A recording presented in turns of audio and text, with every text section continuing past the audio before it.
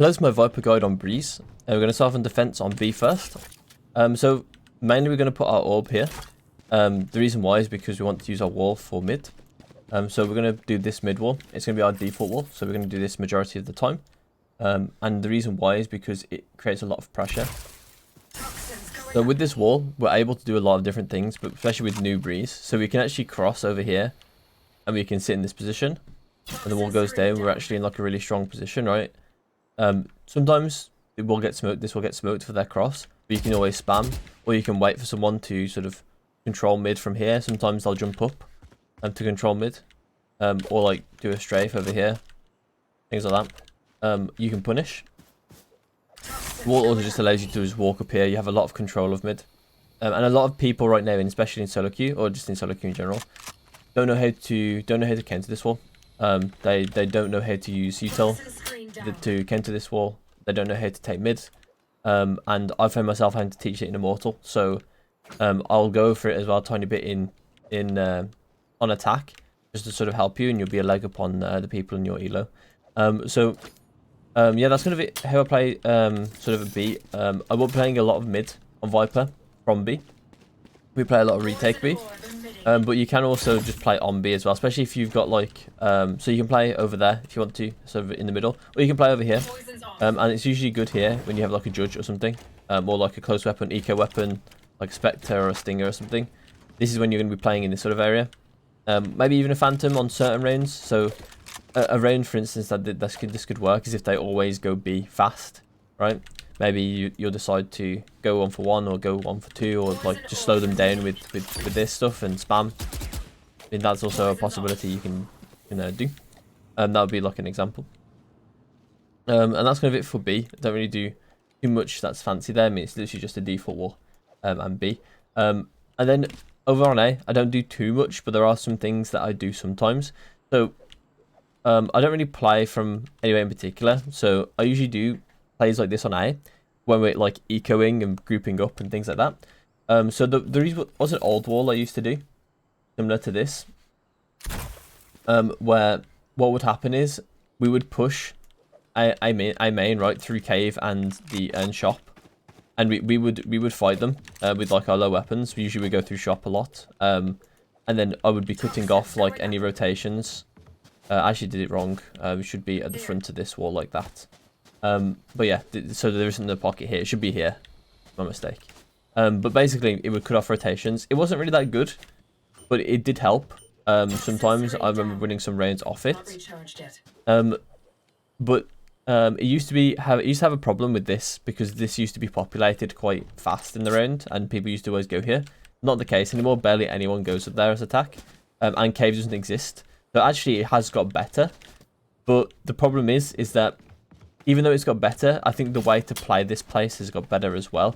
So, for instance, now you can actually kind of take shop as an area. Before it was difficult, right? Because it was split into 2, and it was really difficult to take one of the other. You had to take both, really, for it to be useful. So it was really difficult. But now you can sort of just take shop, and instead of using a wall, you can just like come up to this post and just aim at the top of the bottom of this light, and it will work. It doesn't go as far as I wanted to, but you know, it works. I think there's probably a better lineup that you can find. I haven't found one because I haven't even done this yet in an actual competitive game yet. But it does have the same premise, and I'm likely gonna try it out soon. Usually we'd probably combo this with like a KO flash over this box, which I thought was really strong when I played against it. And it might not be as strong as I play more, but especially because I know about it. But yeah, KO flash over there with that orb is pretty strong to take this area on like ecos, right? You only have to use the 250 on it's only 250 for KO nade, and then it's like whatever the poison cloud is. I think it's 200. So it's like what, 550 spent on util to sort of just try and take that area. That's pretty good. And that's kind of it for defense. There's, like I said, there's not a huge amount of Viper to do on defense. A lot of it is just making sure, well, I don't go over like too many situational plays. I go over some eco stuff because that's quite useful. But other than that, I'm not going to go over like situational, in particular things. Obviously, you can like do various pushes from mid, go through elbow as well. There's various things you can do from B, in terms of pushing, or in terms of like where you stand, what you do when you've got an op, etc. Like there are times when you might want to have an op. Sometimes it is very rare. I don't know why I even said that to when I said basics guide, but in like a guide where I'm just telling you the basics of Viper. You don't always need it. There are times when you need it not, but it's like so slim that you probably will never identify them. So yeah, that's it for defense. I'm going to go over onto attack. Okay, so on attack, there's a couple things I like to do, like default. And the first thing that I usually do is this smoke. So this smoke is like new for Breeze. And what it does is it just allows me to have a nice little lurk through doors if I want it, through mid. It also allows me, because this Viper wall, it does allow me to. So let me show actually. So the Viper wall will go like this, right? Like we've seen on defense. And then if we go to this this orb, I shouldn't have took it back up. That's my mistake. So if I put both up, so this would be the enemy Viper wall, and this would be my orb. You can see already what it can do. It allows me to like sort of sit in the smoke and potentially cross into here. Then I can take this space. So if they don't push, then I have this space, so I can lurk through. Like this is actually a really strong orb. And also, if you think that they took this space instead, you have maybe they made a mistake, footstep, or maybe they do it a lot. Then you can walk this side, and when they put the wall down, then you can start fighting them, right? And you can fight them, right? It will obviously exposed, but it's obviously a lurk play, so it might not be. It might be their lurk play as well. So maybe they do have people though to help them mid. Very possible they do. But yeah, that mid play, like that mid smoke is really nice. You are, however, sacrificing it for lineups and like pressure on the bomb. So if you do go A, you won't have the orb. Speaking of A as well, we are going to talk about the wall. So this is the main wall. This is the main wall that everyone does, and that's pretty good. You want to make sure you go into the corner because it's the best angle. This corner here because it's the best angle. And yeah, you just basically get a wall like this. The reason why you don't want it to be any further back, like over here, for instance, is because then it would create a pocket over here that people can sit in and fight you on site, which you don't want. You need them to like sort of take damage or like decay from pushing the wall to actually see you. Because here they can push the wall. They can go through the wall here, push the wall, and then just wait for the decay to drop off and then start fighting. So it's not really that ideal. The wall doesn't really play a part in that situation. On the flip side, there are walls that you can do that are like really aggressive. And you would do these if they play like light A or something. So they don't play much on site, so like they play all backside or whatever. You can do walls like this. And what this wall does is it basically gives them the wall slightly. So it's not the greatest.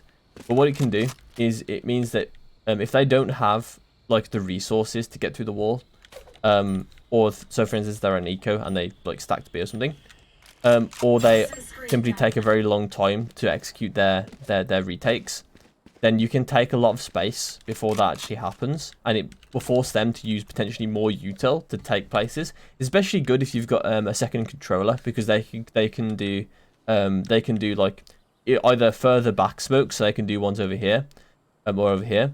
And then you have this too, so then it's really difficult. And then maybe your teammate will have another smoke that they can put up like in this sort of area maybe, so they have to go through another layer of smokes. But yeah, generally it's better when you've got double controller, but that is also a possibility. I wouldn't do it very often. It hasn't come up for me yet in this act when I play Viper on Breeze, so which to be fair hasn't happened very much, but it hasn't happened to me yet, so it's most likely pretty situational for most players. When it comes to mid walls, there aren't that many. Sorry, I was just going to skip over mid for a second. But yeah, I'm going to come back to mid as A is basically done. Unless we're going over to retake, which I will do soon. But basically in mid, there are a couple of walls that potentially you could do. So I've thought about this one, which is a mid split type of wall. But the problem is like it's sort of similar to old neon wall, where people would neon and then they'd run up here, neon wall, and then run up here, fast lane, and then when the wall goes down, they will start fighting tunnel. That's kind of how this wall sort of looks to me. The problem is that this sort of pocket exists now, so it's a lot more of a riskier play, as it's especially because this wall in particular, gives them the walkout, right? So maybe you could do actually something similar. You could do something like this.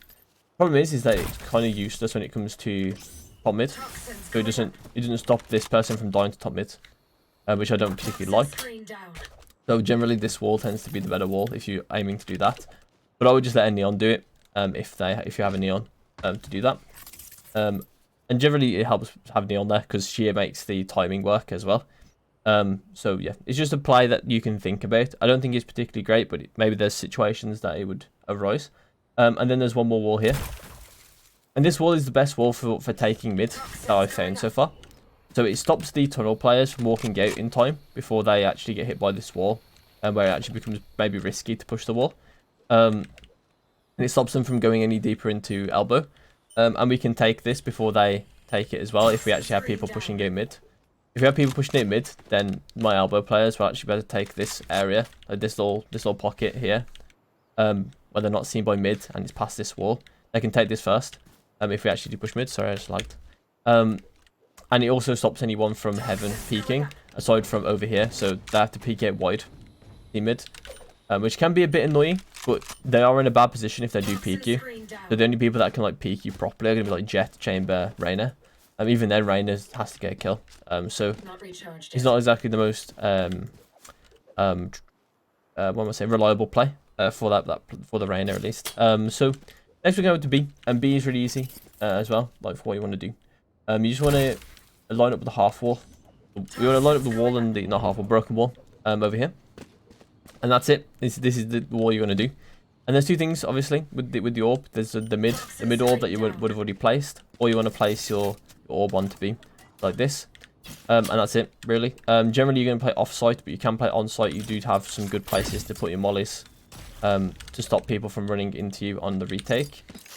These curve walls are really nice for like hitting the bomb and like stopping people from getting close to you over here.